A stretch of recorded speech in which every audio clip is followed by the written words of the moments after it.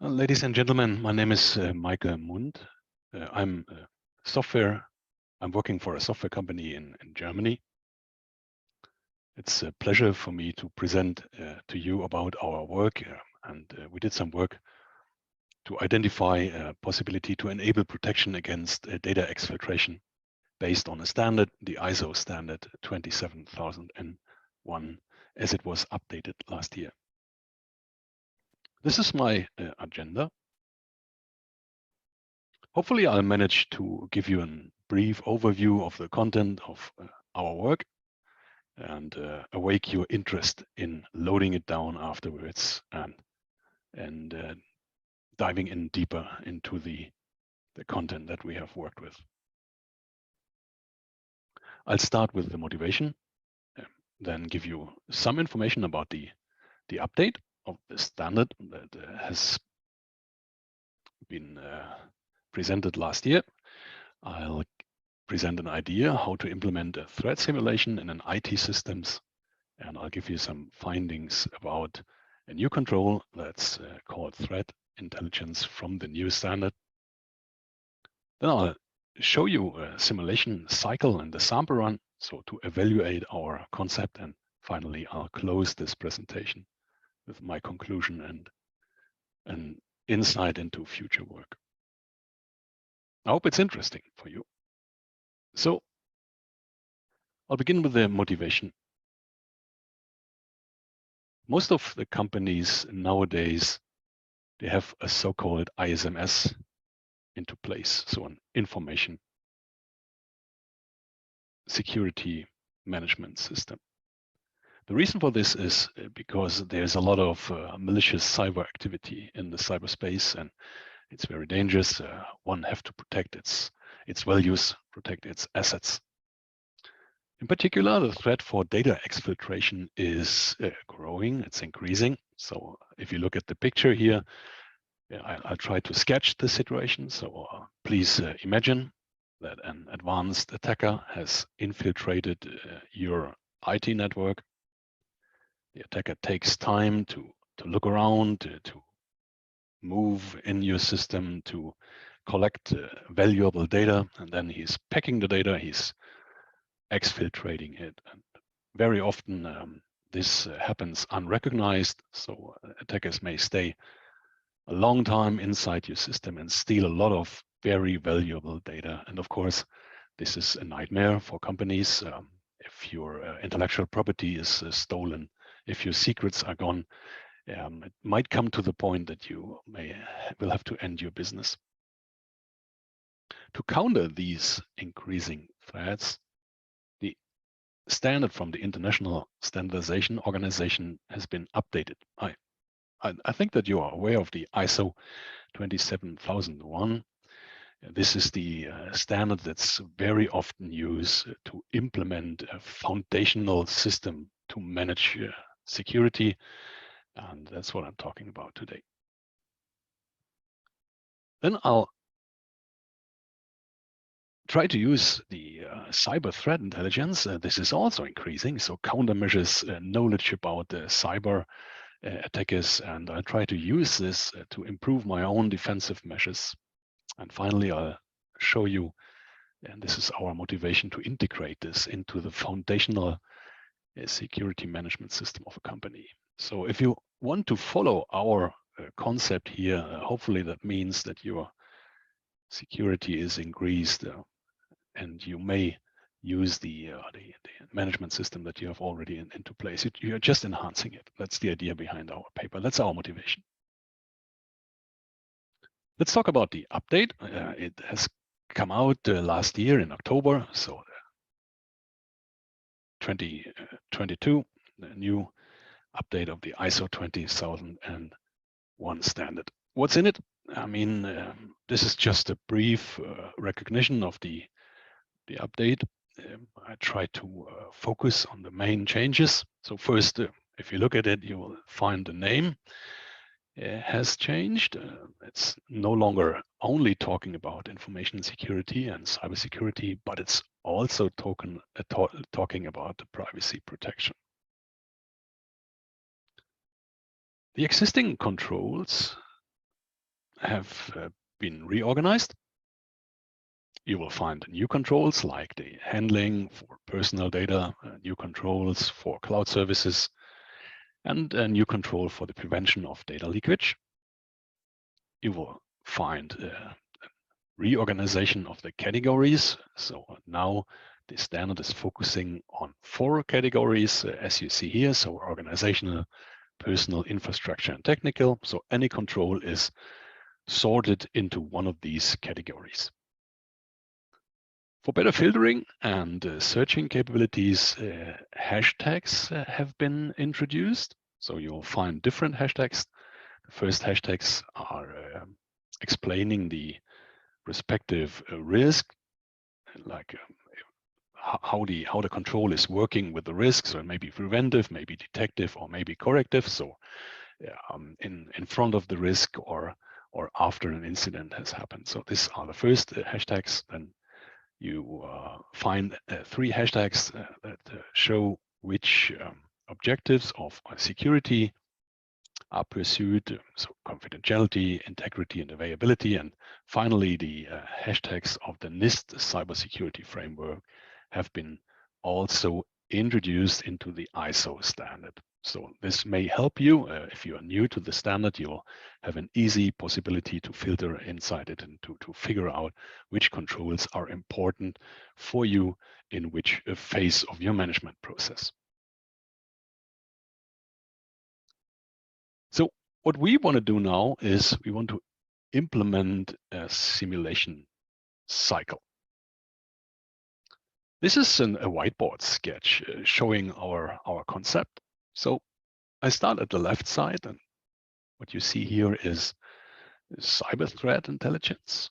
So knowledge about acting attackers, about their tactics, techniques, and procedures, about the malicious software they are using, about their knowledge that they have, and about their ambition. So this is a field where many cyber analysts worldwide are working at to improve the understanding and the knowledge about the attackers.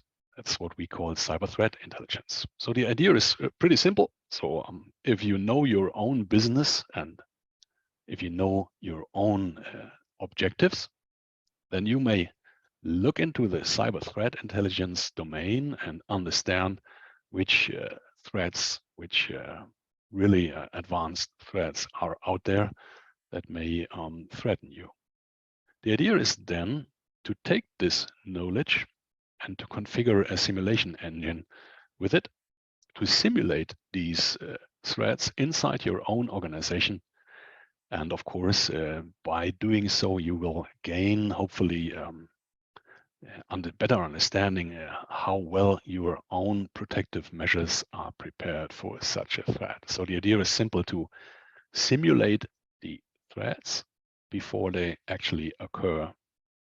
And to do it as close as possible to the real situation, you're using test data from your own organization. So it's not about synthetic data, or it's not about a sample data set. So the idea is actually to use test data that is as close as possible to your real sensitive data that you're using within your business. So that's the idea. That's pretty simple, hopefully. So that's the idea, is to simulate, to have a preventive and threat-aware cyber defense. That's what we try to work out. Oh, next step, we looked into the ISO standards and identified the controls that we want to use to implement the simulation cycle. Well, if you have an information security management system set up and running in your company or in your business or in your institution, then you will anyway have implemented these controls. So it's a nice idea to enhance the usage and to implement something else with it. So that's the idea behind it. So what you find here are straightforward the controls from ISO. So it's about knowing which kind of assets you have. It's about classifying the risk for your business. It's about labeling the information, and it's about protecting them. And I mean, that's what you have to do anyway. So we try to reuse it here for our situation. Next, we identified new controls that are useful for us. And we figured out these three controls that you see here on the slide. So on the one hand, it's control number 5.7. That's called threat intelligence. If you look into the corresponding ISO 20002 standard, then you'll find a more detailed description what the objective of these control is. And it's about implementing into the management system. It's about improving your detective controls. It's about feeding test processes. And it's about making use of knowledge about threats. So this is what ISO wants you to implement. And this is the idea that we do take over here. There is a control for data leakage prevention. So try to avoid that somebody is stealing your sensitive data. That's, of course, not an easy thing. There are an awful lot of possibilities to exfiltrate data out of your system. You may simply use an USB device and copy the data on the device and put it in your pocket and take it out of the company.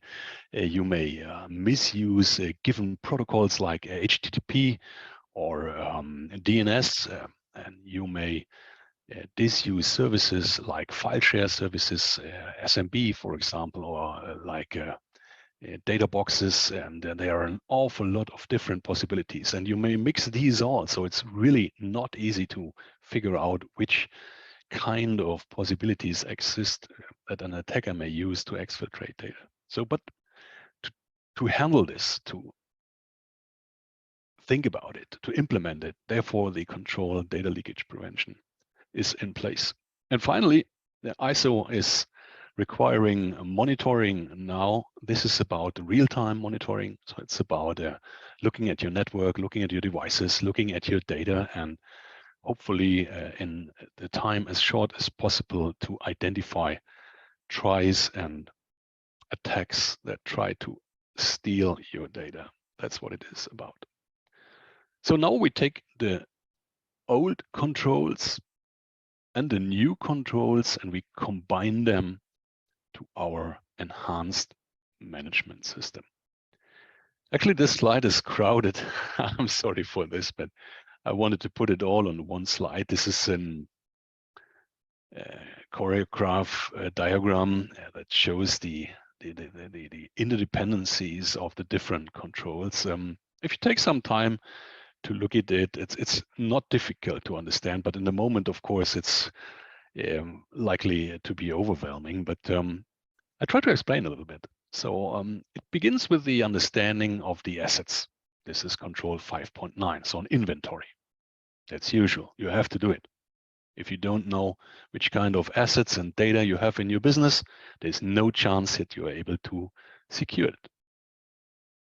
You have to classify the information. This is control 5.12. So let's say a classification about risk. So is it low risk for your company? Is it a medium-sized risk? Is it high risk? So what's happening when the data is lost, for example? This is what is meant here with classification. And then you have to label it so that everybody in your IT system understands the value of the data. Of course, there must be a purpose for managing the data, for handling the data. So that's your business processes. So that's what you're doing with it. And you have a logging of it. And to feed your business processes and to fulfill them and to be successfully, you need IT services. And these IT services help you to work through the day. And here on the right side starts now the simulation of data exfiltration threats. So this is what we have figured out. We're using the control threat intelligence, understand and learn about current threats.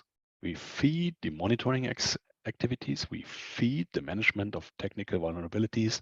We drive the simulation. Therefore, we use test data. If we figure out that there is a weakness in our system, we feed the ISO given process of continuous improvement. So that's the idea. If there's a new information, if there's a new and knowledge that we gain from the simulation, then we feed the process of continuous improvement, and doing so step by step, the protection of our own system is increased. That's the idea behind it. So take what you have and enhance the management system by implementing a simulation of data exfiltration. That is the concept that we have worked out here with the controls that are given by the new ISO 20001 update from last year.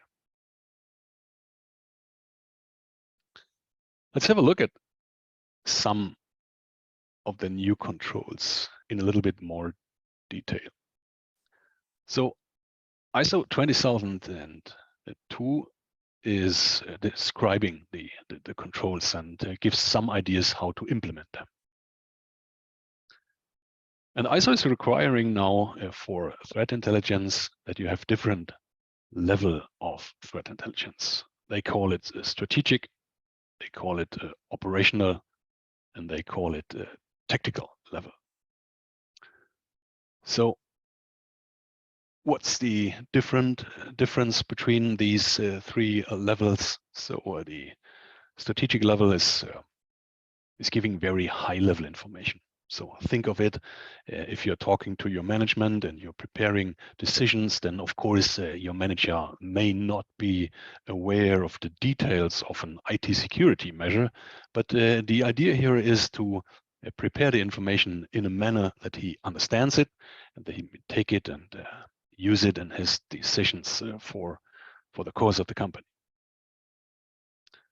Operational means that you have informations about specific attacks. So let's say there's a campaign going on against critical infrastructure, so electricity provision, for example, and you have concrete information about what's going on, who's the actor, which kind of tools is he using.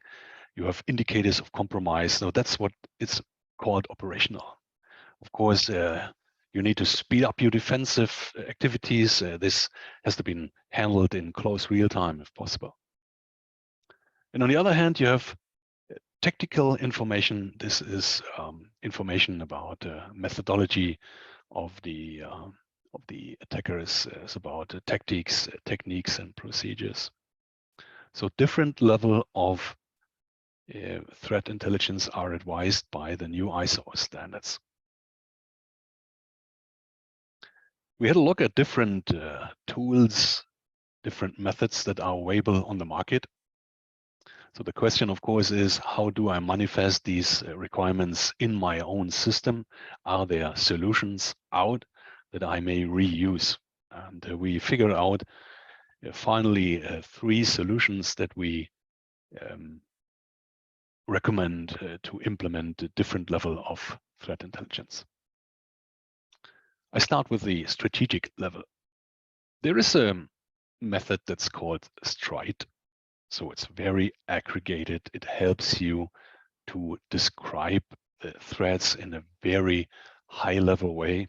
See here, STRIDE is an abbreviation for spoofing, tampering. I mean, you know it. So the idea is if we are talking about data exfiltration threats with our management, then we talk about information disclosure.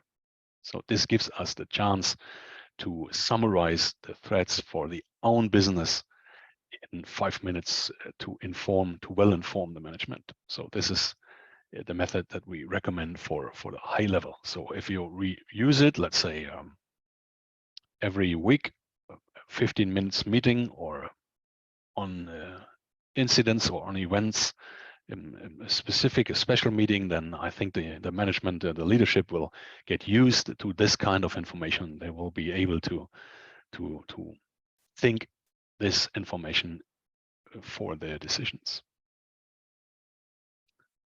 For the tactical level, so knowledge about procedures, we thought that the MITRE attack framework is a nice solution. So this is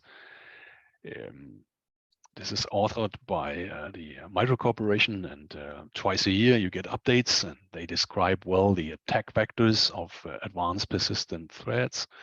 You have different matrices, so it's for cloud solutions, you have it for on-premise solutions, you have it for mobile solution, you have it even getting better for ICS, so for industry control system, for critical infrastructure, for example. So this is nice to understand who is the attacker, what is he doing, what are his skills, and so on. So this is the MITRE ATT&CK framework. And finally, for the operational information, so sharing indicators of compromise in real time, we use the MISP solution, so the malware information sharing platform. This is nowadays open source. Has once been developed by NATO, and now it's open source, and you may use it and configure it and feed it with information. So let's say I have a company and I have different locations, and let's say we are in Germany, we have one location in Hamburg and one location in Munich. Of course, if there's an attack in Hamburg, I want to share the knowledge about the defense in milliseconds with my location in Munich, and that's what's might be done with MISP, my information sharing platform. So this was the reason why we figured out that this is a good idea to implement the operational layer. So finally, to implement the new control 5.7 threat intelligence, respective covering the different levels, strategic, tactic, and operational, there are tools existing on the market, and this is our recommendation. You may use the STRIDE concept, the MITRE ATT&CK framework, and the MISP if you want to. No concept without evaluation. So we build a prototype to implement the concept and to test it. You see here two pictures, and these pictures are showing the tooling, the tool set that we have utilized. The black background picture is the Caldera framework. This is one possibility to implement an attack vector. So this framework gives you the ability to configure an attack vector, different phases like identifying the system, getting in the system, elevation of privileges, and harming the system and stealing of data. So all these techniques are built in, or you may extend them in your own manner. And with an agent-based system from a central administrative position, you may run the attack and infiltrate your clients. So this framework is openly available, and there are a lot of different add-ons. And not all of these add-ons are freely open, but you may write your own. So the idea is that you have a framework to simulate the attack. And therefore, here in this sample, we use the Caldera framework. On the other hand, I need a tool to collect my incentives. So I want to learn from the simulation. So I need some tooling to understand better what's going on in my system. So where is evidence? Where is something changed? What happens in my system? So I need to know this in a very deep detail. I need to understand what the simulated attack is actually changing in my system, and therefore we used, among others, the Velociraptor forensic framework. You see here the picture in the down the right side showing a VQL script, so an easy script to run a Yara rule, in this case, a simple one to identify a URL that may have been connected to from one of your browsers in your system. So that's just one idea. So the idea is that we simulate the threat, and in parallel, so at the same time, we detect the digital evidence in our own system. And of course, we have a look at our preventive of our protective measures. So if we have an detection intrusion system, or if we have a CM in the place, or if we have a firewall configurations, of course, we check them and we try to understand what's happening when the attack is simulated. To evaluate this at one sample, we picked out one attack vector. So this is the graphic here on the upper right side. This is a screenshot from the MITRE so-called navigator. So with the navigator, we may open the matrix of tactics. So here horizontally, these are the tactics, so different phases, different ambitions of the attacker. The idea is that it's run sequentially. So discovery, lateral movement is followed by collection, is followed by command and control, and so on. And here you have the different techniques. And colored here in orange and yellow, these are techniques that are used by the sandworm team. In the moment, the sandworm team is, of course, in particular of interest. It is assumed that this team is active in Ukraine war in the moment. So everybody is looking at it who is dealing with cyber defense. And that's why I took it here. So, and just to give a little example of how the tactics and the techniques and the attack vector may be understood, that's used by this team. So if I'm running a business that is threatened by this attack vector, then it might be a good approach that I take this attack vector and identify the single techniques out of it. It doesn't help too much in the moment. I need to know more about it. So the question is, how may I detect when somebody is running the technique? Just an easy example. So that's exfiltration over a C2 channel. So let's say the attacker is using a C2 channel to configure his own operation.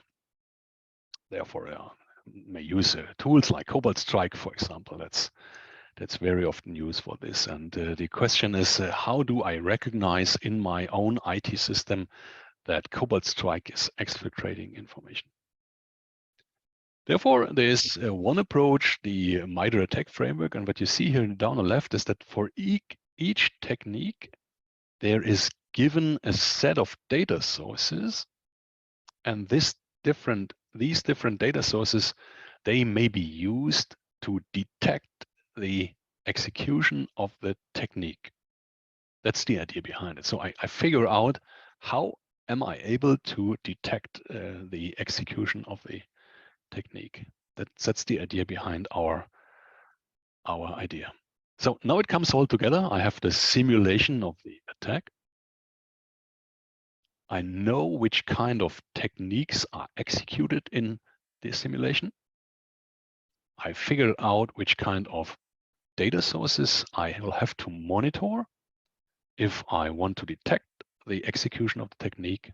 And then I use my forensic tool to collect the evidence about it. So that's the simulation cycle shown here at one first sample, to give you the first impression about it. You see here the technique that's called file and directory discovery. So it's given here an ID, and of course, if an attacker is inside your IT system, he will definitely take a look. So try to understand what kind of segments you have, what kind of systems you're using. Is there a database? Is there a file share, and so on and so on. So he's discovering this, and therefore you have different data sources that you will have to monitor, like a command here. So is the attacker using something like a PowerShell or Bash? So a command line tooling to discover the file sharing, for example. Or is he using remote services like RDP or SSH to connect to different segmentations of your IT system? Is there, let's say, a process creation? So is the attacker creating a process, or is he injecting a dynamic link library into one of your existing processes? Is he spawning new processes? And these kind of data sources have to be protected here. Of course, that's not easy. I mean, in an IT system, there's always some kind of action ongoing, and it's of course needs time to understand which are the good ones and which are the bad ones. But the idea here is to set it up and to monitor it in real time. And finally, here in the downer left, you see this is one statement, a simple statement. This is how it looks in the Velociraptor framework when you monitor your system and say, well, I want to know when there is a process created with the Windows management instrumentation. And so that's a simple statement that I have to do. And of course, I collect this evidence and I collect it so for later analysis, of course. So what's the conclusion from us? So since the update of the ISO 20071 standard, and by the way, this, if you want to certify your IT services on system, you want to say I'm ISO compliant, then you will need to implement the controls here within the next 2 years. So that's the requirement here. So nothing. It's not a vision we're talking about here. So it's actually a legal binding requirement internationally if you want to be certified ISO 20001. So the new controls, they help to integrate simulation, threat simulation procedurally into your organization. That's a good story. So that will help you to get closer to a better defense and not to wait until you are hacked and get a ransomware. So the idea is to come closer, to go one step ahead. The Control 5.7 threat intelligence will help you to understand the current threats and to configure and to tailor your simulation. And the Control 8.16, of course, will help you to monitor the activities and to collect digital evidence. In real life, this will not be one single tool like in our prototypes, or will not be only the Velociraptor framework. There will be a lot more components in the game, like CM, or let's say you have an XDR, then you have a data lake, and so on. I mean, you know these concepts. But the idea is to plug it in as good as possible. And with this constellation, you may use your existing information security management system. You will be able to enhance it by threat simulation, and this will give you a chance to be better protected. That's what we have identified here, and that's what we have evaluated with a prototype. So what are we doing right now? I mean, the paper is about a year old, so we are collecting counterattack databases. So let's say we are in a company, we run a simulation cycle, we collect digital evidence, we rerun the simulation cycle, we collect further digital evidence, and of course, this is very interesting data that you may use for analytics and to step-by-step improve your technical, organizational, or infrastructural measures for protection. And we get better. We learned a lot how to configure the simulation, how to implement the real-time connection, real-time data collection. I mean, that's obviously a question of knowledge and experience, and we did a lot of testing, and so it helped us to get better. So that's also an interesting point here. If you are using a system like we have, like I've presented here, and you're implementing it, the phase of implementing it and step by step, simulation by simulation, will help you to increase your own knowledge and to increase your understanding about what's going on in your own IT system. And obviously that helps you to protect it appropriately. That's what I want to show you here today. So actually, I hope it was interesting for you. A lot of information, of course, and I hope I managed to present it to you in a manner that you are interested in. Download the paper afterwards, and if you want to, of course, I'm open for questions and for getting connected afterwards. So thank you very much for the moment, and I would like to give the word back to the chairman of the session. Thank you very much.